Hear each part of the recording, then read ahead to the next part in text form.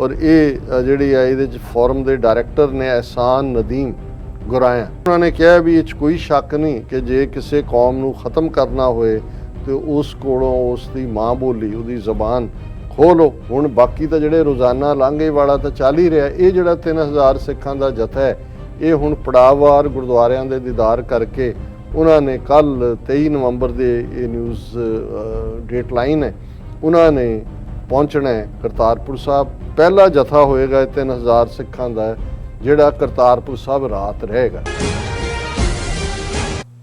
Viewers welcome back to programme. So viewers end ਵਾਲੇ section ਦੇ ਵਿੱਚ ਆਪਾਂ ਗੱਲਬਾਤ ਕਰਨ ਜਾ ਰਹੇ ਹਾਂ ਕਿ ਕਰਤਾਰਪੁਰ ਸਾਹਿਬ ਦੇ ਲਾਂਘੇ ਨੇ ਦੋਵਾਂ ਕੌਮਾਂ ਵਿੱਚ ਪਿਆਰ ਦਾ ਹੜ ਲਿਆਂਦਾ ਹੈ। ਸੋ ਕਰਾਮਤ ਅਲੀ ਨਾਂ ਦੇ ਇੱਕ ਮੁਸਲਮਾਨ ਵੀਰ ਨੇ ਗੁਰੂ ਨਾਨਕ ਸਾਹਿਬ ਜੀ ਪ੍ਰਤੀ ਆਪਣੇ ਪਿਆਰ ਦਾ ਇਜ਼ਹਾਰ ਕਰਦਿਆਂ ਇੱਕ ਲਿਖਤ ਮੇਰਾ ਬਾਬਾ ਨਾਨਕ ਲਿਖੀ ਹੈ, ਜਿਹੜੀ ਆਪਾਂ ਤੁਹਾਡੇ ਨਾਲ ਸ਼ੇਅਰ ਕਰਨ ਜਾ ਰਹੇ ਹਾਂ। ਸੋ ਅਸੀਂ ਚਾਹਾਂਗੇ ਕਿ ਤੁਸੀਂ ਇਸੇ ਤਰ੍ਹਾਂ ਹੀ ਬਣੇ ਰਹਿਣਾ। ਦੇਖਣ ਸੁਣਨ ਲਿਖਣ ਲਈ ਤੁਹਾਡਾ ਸਭ ਦਾ ਧੰਨਵਾਦ ਜੀ। ਡਾਕਟਰ ਸਾਹਿਬ ਕੀ ਕਹਿਣਾ ਚਾਹੋਗੇ?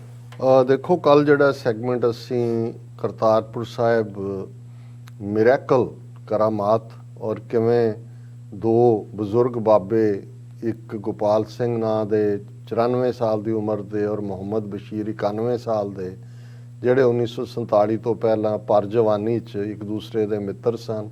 ਮੁਹੰਮਦ ਬਸ਼ੀਰ ਨਾਰੋਵਾਲ ਦੇ ਰਹਿਣ ਵਾਲੇ ਔਰ ਇਹ ਉਦੋਂ ਵੀ ਇਕੱਠੇ ਕਰਤਾਰਪੁਰ ਸਾਹਿਬ ਹੀ ਦੀਦਾਰ ਕਰਦੇ ਸੀ ਆ ਕੇ, ਔਰ ਉਹ ਕਿਵੇਂ ਅਚਾਨਕ ਮਿਲੇ ਔਰ ਕਿਵੇਂ ਉਹਨਾਂ ਦੀ ਦਾਸਤਾਨ ਜਿਹੜੀ ਵਿਛੜਿਆਂ ਤੋਂ ਬਾਅਦ ਆਪਸ 'ਚ ਮਿਲਣ ਦੀ ਹੈ ਜੀ, ਉਹ ਸਾਰੇ ਪਾਸੇ ਮੀਡੀਆ 'ਚ ਡਿਸਕਸ ਹੋਈ ਹੈ।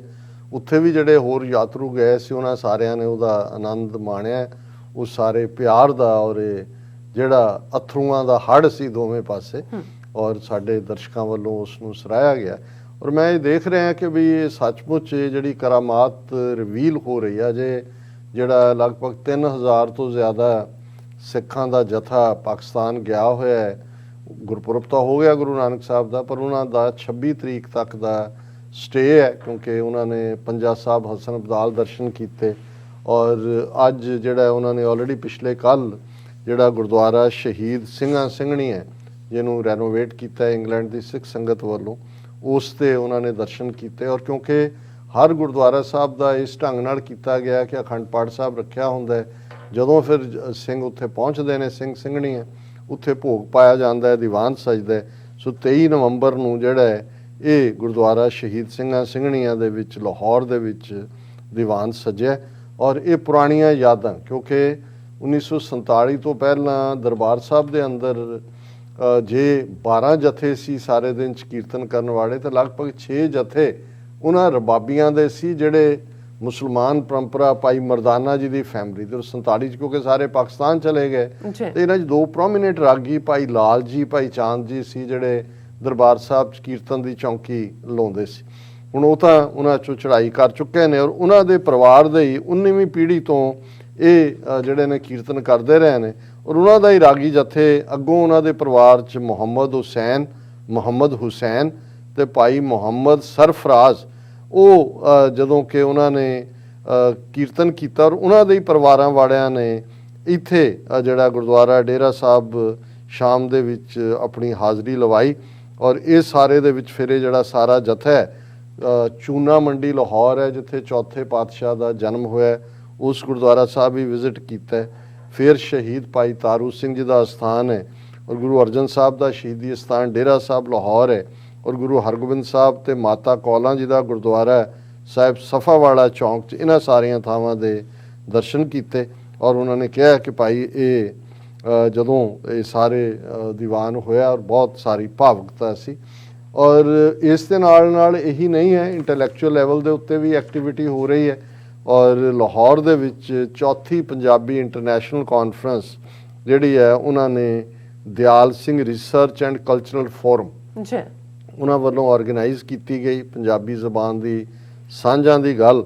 ਔਰ ਇਹ ਜਿਹੜੀ ਹੈ ਇਹਦੇ 'ਚ ਫੋਰਮ ਦੇ ਡਾਇਰੈਕਟਰ ਨੇ एहसान नदीम ਗੁਰਾਇਆ, ਉਹਨਾਂ ਨੇ ਪ੍ਰੀਜ਼ਾਈਡ ਕੀਤਾ। ਤੇ ਉਹਦੇ 'ਚ ਉਹਨਾਂ ਨੇ ਕਿਹਾ ਵੀ ਇਹ 'ਚ ਕੋਈ ਸ਼ੱਕ ਨਹੀਂ ਕਿ ਜੇ ਕਿਸੇ ਕੌਮ ਨੂੰ ख़त्म ਕਰਨਾ ਹੋਏ ਤੇ ਉਸ ਕੋਲੋਂ ਉਸ ਦੀ ਮਾਂ ਬੋਲੀ ਉਹਦੀ ਜ਼ਬਾਨ ਖੋਹ ਲਓ।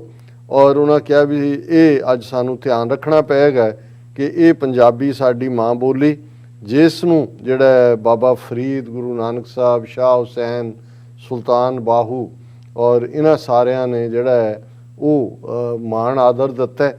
ਔਰ ਇਸ ਜਿਹੜੀ ਕਾਨਫਰੰਸ ਹੋਈ ਇਹਦੇ 'ਚ ਦਰਸ਼ਕ ਤਸਵੀਰ ਦੇਖ ਸਕਦੇ ਨੇ। ਇਸ ਨੂੰ ਜਿਹੜਾ ਪ੍ਰੀਜ਼ਾਈਡ ਕੀਤਾ UK ਤੋਂ ਗਏ ਭਾਈ ਜੋਗਾ ਸਿੰਘ ਜੀ ਨੇ, ਔਰ ਰਮੇਸ਼ ਸਿੰਘ ਅਰੋੜਾ ਜਿਹੜੇ ਲੋਕਲ ਪੋਲੀਟੀਕਲ ਐਕਟਿਵਿਸਟ ਨੇ ਉਹ ਵੀ ਸਟੇਜ ਤੇ ਬੈਠੇ ਨੇ।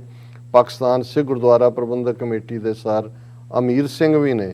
ਔਰ ਇਹ ਸਾਰਾ ਜਿਹੜਾ ਇਹ ਆਪਣੇ ਆਪ ਦੇ ਵਿੱਚ ਜਿਹੜਾ ਇੱਕ ਸਿੱਖ ਯਾਤਰੂ ਭਾਈ ਗੁਰਬਚਨ ਸਿੰਘ ਉਹਨਾਂ ਨੇ ਨਨਕਾਣਾ ਸਾਹਿਬ ਨਾਲ ਪਿਆਰ ਦਾ ਇਜ਼ਹਾਰ ਕਰਦੇ ਆ ਇੱਕ ਨਜ਼ਮ ਵੀ ਪੜ੍ਹੀ। ਹੁਣ ਜਿਹੜਾ ਇੱਕ ਹੋਰ ਕਰਤਾਰਪੁਰ ਸਾਹਿਬ ਅੱਜ ਪਹੁੰਚੇਗਾ ਜਥਾ। ਹੁਣ ਬਾਕੀ ਤਾਂ ਜਿਹੜੇ ਰੋਜ਼ਾਨਾ ਲਾਂਘੇ ਵਾਲਾ ਤਾਂ ਚੱਲ ਹੀ ਰਿਹਾ, ਇਹ ਜਿਹੜਾ 3000 ਸਿੱਖਾਂ ਦਾ ਜਥਾ ਹੈ ਇਹ ਹੁਣ ਪੜਾਅਵਾਰ ਗੁਰਦੁਆਰਿਆਂ ਦੇ ਦੀਦਾਰ ਕਰਕੇ ਉਹਨਾਂ ਨੇ ਕੱਲ 23 ਨਵੰਬਰ ਦੇ ਇਹ ਨਿਊਜ਼ ਡੇਟ ਲਾਈਨ ਹੈ, ਉਹਨਾਂ ਨੇ ਪਹੁੰਚਣਾ ਹੈ ਕਰਤਾਰਪੁਰ ਸਾਹਿਬ। ਔਰ ਲਗਭਗ 60 ਬੱਸਾਂ ਤੇ 2 ਦਰਜਨ ਤੋਂ ਜ਼ਿਆਦਾ ਹੋਰ ਵਹੀਕਲਸ ਰਾਹੀਂ ਉਹਨਾਂ ਦਾ ਪ੍ਰਬੰਧ ਕੀਤਾ ਗਿਆ।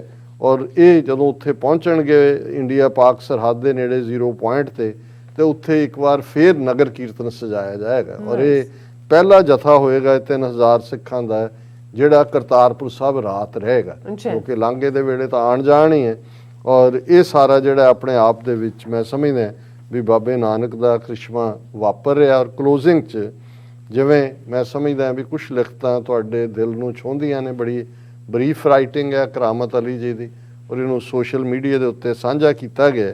ਤੇ ਮੈਂ ਵੀ ਜਦੋਂ ਇਸ ਨੂੰ ਪੜ੍ਹ ਰਿਹਾ ਸੀ ਜਜ਼ਬਾਤੀ ਵੀ ਹੋਇਆ, ਕਿਉਂਕਿ ਲਫ਼ਜ਼ ਹੀ ਇਸ ਕਿਸਮ ਦੇ ਹੁੰਦੇ ਨੇ ਜਿਨ੍ਹਾਂ 'ਚ ਤੁਹਾਨੂੰ ਉਹ ਪਿਆਰ ਦਾ ਜਿਹੜਾ ਜਜ਼ਬਾ ਹੈ, ਪਿਆਰ ਦਾ ਵੇਗ, ਪਿਆਰ ਦੀ ਕਾਂਗ ਉਹ ਇੰਨੀ ਤੇਜ਼ ਹੁੰਦੀ ਹੈ ਕਿ ਤੁਸੀਂ ਜਿਹੜਾ ਹੈ ਉਹ ਸਾਰੇ ਦੇ ਵਿੱਚ ਆਪਣੇ ਆਪ ਨੂੰ ਵੀ ਉਸ 'ਚ ਇਮਰਸ ਮਹਿਸੂਸ ਕਰਦੇ ਹੋ।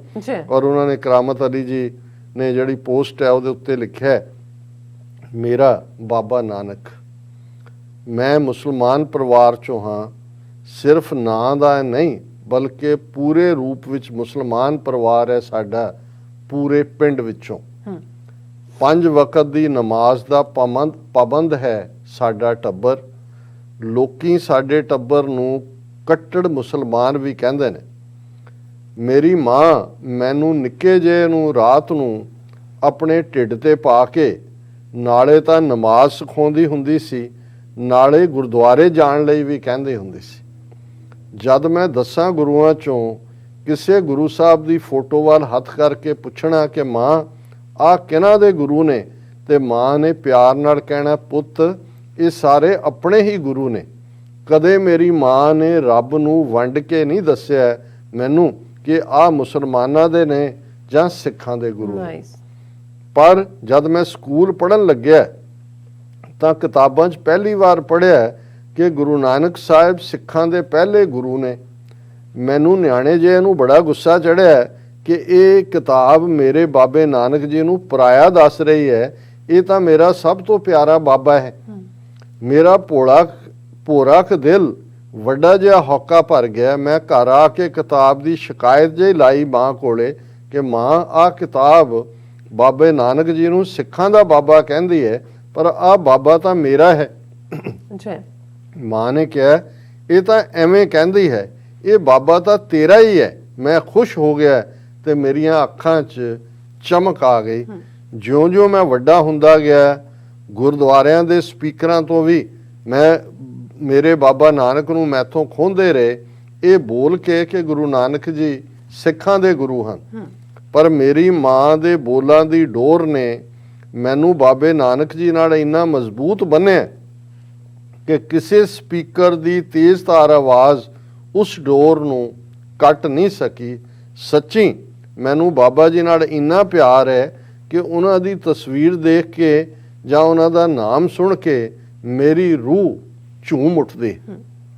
ਮੈਂ ਕੋਸ਼ਿਸ਼ ਕਰਦਾ ਰਹਿੰਦਾ ਹਾਂ ਕਿ ਮੈਂ ਉਹਨਾਂ ਦੇ ਕਹਿਣ ਅਨੁਸਾਰ ਹੱਕ ਹਲਾਲ ਦੀ ਕਿਰਤ ਕਮਾਈ ਖਾਵਾਂ, ਕਿਸੇ ਦਾ ਹੱਕ ਨਾ ਖਾਵਾਂ, ਸਭ ਨਾਲ ਵੰਡ ਕੇ ਖਾਵਾਂ, ਹਰ ਕਿਸੇ ਲਈ ਮੇਰਾ ਦਿਲ ਨਰਮ ਰਹੇ। ਇਹਨਾਂ ਸਭ ਗੱਲਾਂ ਤੇ ਅਮਲ ਕਰਨ ਦੀ ਉਸੇ ਹੀ ਬਾਬੇ ਨਾਨਕ ਤੋਂ ਮੈਂ ਤੌਫੀਕ ਮੰਗਦਾ ਰਹਿੰਦਾ ਹਾਂ। ਇਹ ਦੁਨੀਆ ਤੇ ਇਹ ਸਪੀਕਰ ਜੋ ਮਰਜ਼ੀ ਕਹਿੰਦੇ ਰਹਿਣ, ਪਰ ਮੇਰੇ ਅੰਦਰਲਾ ਉਹ ਬੱਚਾ ਅੱਜ ਵੀ ਉਹ ਜਿਉਂਦਾ ਹੈ ਜਿਹੜਾ ਕਹਿੰਦਾ ਹੈ ਮੇਰਾ ਬਾਬਾ ਬਾਬਾ ਨਾਨਕ। ਸੋ ਨਾਈਸ ਜੀ ਡਾਕਟਰ ਸਾਹਿਬ, ਤੁਹਾਡਾ ਬਹੁਤ ਬਹੁਤ ਸ਼ੁਕਰੀਆ। ਸੋ ਇੱਥੇ ਲੈਣੇ ਆਪਣੇ ਵਿਊਅਰਸ ਕੋਲ ਇਜਾਜ਼ਤ। ਵਿਊਅਰਸ, ਸਾਰੇ ਪ੍ਰੋਗਰਾਮ ਦਾ ਸਮਾਂ ਇੱਥੇ ਸਮਾਪਤ ਹੁੰਦਾ। ਤੁਸੀਂ ਆਪਣੀ ਰਾਏ ਤੇ ਸੁਝਾਅ ਸਾਨੂੰ ਭੇਜਣਾ ਭੁੱਲਣਾ ਸਾਡੇ ਇਸ ਪਤੇ ਤੇ sos@tv84.tv ਤੇ ਅਸੀਂ ਆਪਣਾ ਪ੍ਰੋਗਰਾਮ ਲੈ ਕੇ ਫਿਰ ਦੁਬਾਰਾ ਤੁਹਾਡੇ ਰੂਬਰੂ ਹੋਵਾਂਗੇ। ਤਦ ਤੱਕ ਲਈ ਮੈਨੂੰ ਤੇ ਆਪਣਾ ਸੁਣਾ ਗਿਆ ਦੋ ਦੇਖਦੇ ਰਹੋ TV84। ਬੁਲਾ ਦਿਓ ਫਤਿਹ। ਵਾਹਿਗੁਰੂ ਜੀ ਕਾ ਖਾਲਸਾ, ਵਾਹਿਗੁਰੂ ਜੀ ਕੀ ਫਤਿਹ। ਰੱਬ ਰਾਖਾ।